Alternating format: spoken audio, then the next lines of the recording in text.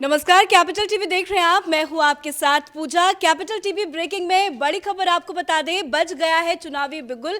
5 राज्यों में होने वाले चुनाव की तारीखों का ऐलान हो गया है। इलेक्शन कमीशन की प्रेस कॉन्फ्रेंस हुई जिसमें तारीखों का ऐलान किया गया। तो जल्दी आपको बता दें, 5 राज्य हैं जिनमें उत्तर प्रदेश, उत्तराखंड, पंजाब, गोवा और मणिपुर, जिन राज्यों में चुनाव होने हैं। तो सबसे पहले बात कर लेते हैं उत्तर प्रदेश की, जहां उत्तर प्रदेश में 7 चरणों में चुनाव होंगे, जिसकी तारीखें आपको बता देते हैं। 10 फरवरी, 14 फरवरी, 20 फरवरी, 23 फरवरी, 27 फरवरी, 3 मार्च और लास्ट फेज 7 मार्च को होंगे। तो वहीं उत्तराखंड, पंजाब, गोवा में एक ही फेज में चुनाव होंगे, जिसकी तारीख है 14 फरवरी। तो वहीं मणिपुर में 2 चरणों में चुनाव होंगे।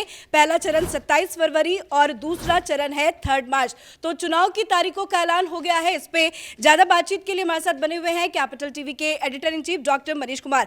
बहुत ज्यादा कयास लगाया जा रहा था क्योंकि कोरोना के केसेस भी बढ़ रहे थे, तो नई पाबंदियां, नए नियम तो लगाए गए हैं, पर ये जो फेजेस में बदलाव देखने को मिल रहे हैं उस पर क्या कहेंगे? देखिए, ये जो घोषणा की गई है, ये मैं बहुत ही दावे के साथ कह सकता हूं कि इस तारीख को देखते ही कई सारी political parties Bharatiya Janata party को छोड़ के वो कॉमा में चली गई होगी। वो इसलिए चली गई होगी क्योंकि बहुत सारी चीज़ें इस चुनाव में हो रही हैं जो पहले कभी नहीं हुई। आज़ाद भारत में पहली बार चुनाव आयोग ये कह रहा है कि आप रैलियां मत करना, आप नुक्कड़ सभा मत करना, आप रोड शोज मत करना, आप डोर टू डोर कैंपेन भी करोगे तो बहुत सारी पाबंदियों के साथ करोगे। भाई, चुनाव करवा क्यों रहे हो? आप डेमोक्रेसी को और डेमोक्रेसी के का जो सबसे बड़ा पर्व होता है चुनाव, उसको अगर आपको मारना ही है तो आप इस तरह से क्यों कर रहे हो? 1 महीने 2 महीने के बाद अगर आप करते तो आसमान नहीं फट गया होता। लेकिन अब जिस तरह की तारीख जो की गई है, यूपी में 7 फेज, 7 फेज मतलब यूपी सबसे इम्पॉर्टेंट है, 7 फेजेस में होंगे। अभी उसकी डिटेलिंग अभी सामने नहीं आई है कि पहले फेज में कौन से इलाके में होगा, दूसरे फेज में कौन से इलाके में होगा। लेकिन ये जो 3 राज्यों में आपने सेकंड फेज में ही कर डाला, गोवा, उत्तराखंड और पंजाब। अब इसकी क्यों मैं कह रहा हूं कि विपक्षी पार्टियों, खास करके कांग्रेस पार्टी, इसका विरोध करने जा रही है, वो इसलिए क्योंकि आपके पास एक ही समय 14 फरवरी को 3 ऐसे राज्य हैं जहां कांग्रेस पार्टी की सरकार है या वहां उनकी सरकार बनने की संभावना है। उत्तराखंड को अगर आप देखें तो उत्तराखंड में ये नॉर्मल जो वहाँ का जो इतिहास रहा है कि सरकार एक बार बीजेपी की बनती है, उसके बाद कांग्रेस की बनती है, फिर बीजेपी की बन जाती है, फिर कांग्रेस की बन जाती है। तो अभी तो बीजेपी की सरकार है, तो नंबर के हिसाब से वो तो कांग्रेस पार्टी को लग रहा होगा कि भाई जनता हमको फिर से चूज करके देगी, जो अब तक ट्रेंड रहा है। लेकिन कांग्रेस पार्टी की दुविधा ये है कि उनको बाकायदा पंजाब में भी ताकत लगानी है। पंजाब का भी उसी दिन है, पंजाब में उनकी सरकार है। इतना तमाशा कर रहे हैं ये लोग, सिद्धू इतना तमाशा कर रहे हैं। और अब आप देखिए, आम आदमी पार्टी भी वहाँ पे जोर लगाई हुई है। आम आदमी पार्टी जोर लगाई हुई उत्तराखंड में भी और गोवा में भी।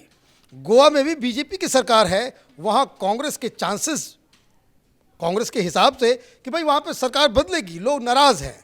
अब इन तीनों ही राज्यों में कांग्रेस, आम आदमी पार्टी और भारतीय जनता पार्टी ये बड़ा स्टेक लगा कर रखी हुई है। अब ऐसे में इन पार्टियों को अगर आप देखें, आम आदमी पार्टी के पास कितने कैंपेनर हैं? केजरीवाल के अलावा ठन गोपाल कोई नहीं है। तो वो कहाँ कहाँ जाएंगे कैंपेन करने? वो उत्तराखंड जाएंगे तो पंजाब छूटेगा, पंजाब जाएंगे तो गोवा छूटेगा, गोवा जाएंगे तो दोनों छूट जाएंगे। तो उनके लिए एक दिक्कत, तो विरोध फटाफट वो करेंगे। उसी तरीके से राहुल गांधी कहाँ कहाँ जाएंगे और अचानक से 14 तारीख के बाद ये खाली हो जाएंगे। और 14 तारीख के बाद जो यूपी में चुनाव होने हैं, वहाँ न कांग्रेस पार्टी का कुछ लेना देना है, न आम आदमी पार्टी का लेना देना है, वहाँ पे उनकी कोई साख नहीं है।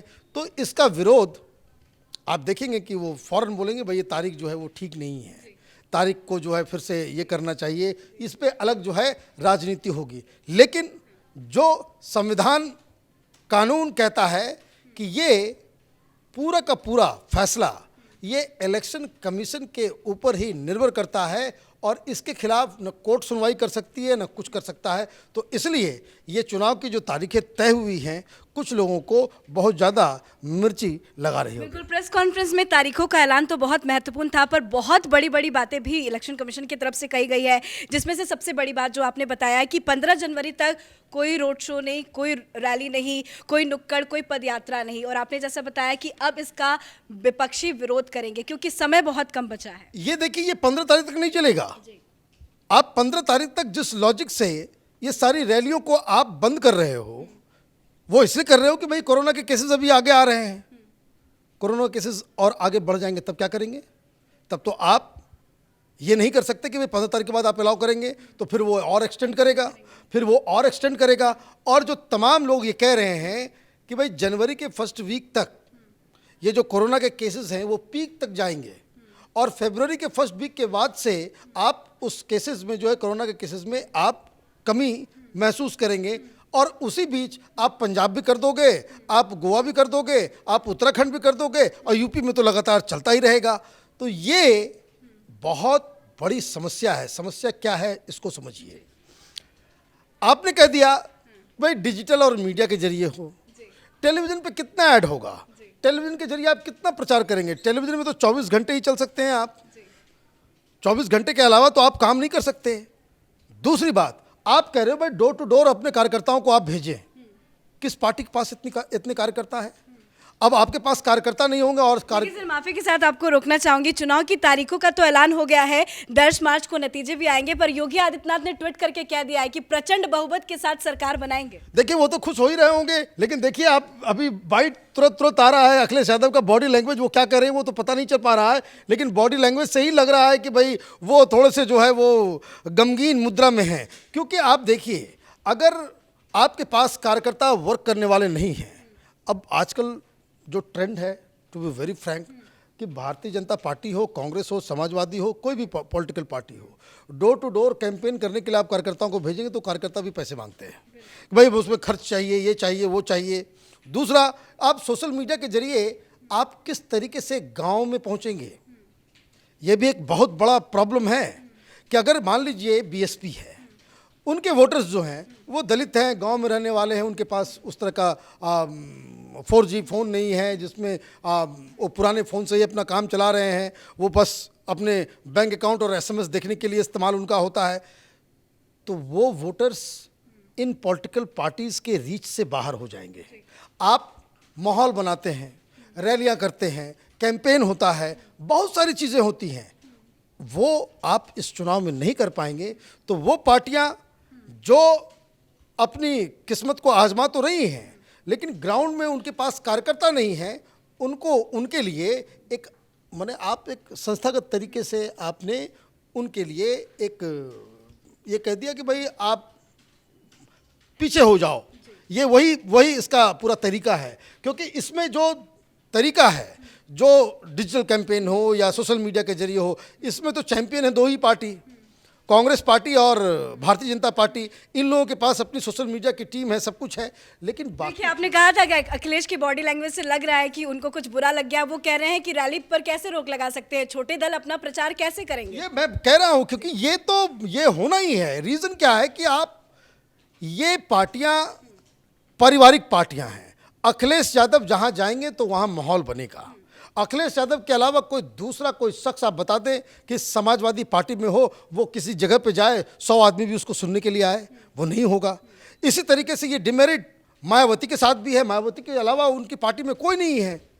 ये तो जैसे ये अनाउंस हुआ वैसे ही समझ में आ गया कि आप जो है सारी चीजें ये विरोध करना स्टार्ट करेंगे। अभी कह रहे हैं कि इलेक्शन कमीशन को इस पर विचार करना चाहिए। अभी हाँ विचार और कोई, क्योंकि वो सारी चीजें वो इलेक्शन कमीशन के अधिकार क्षेत्र में आता है, इसके ऊपर सुप्रीम कोर्ट भी कुछ नहीं कह सकता।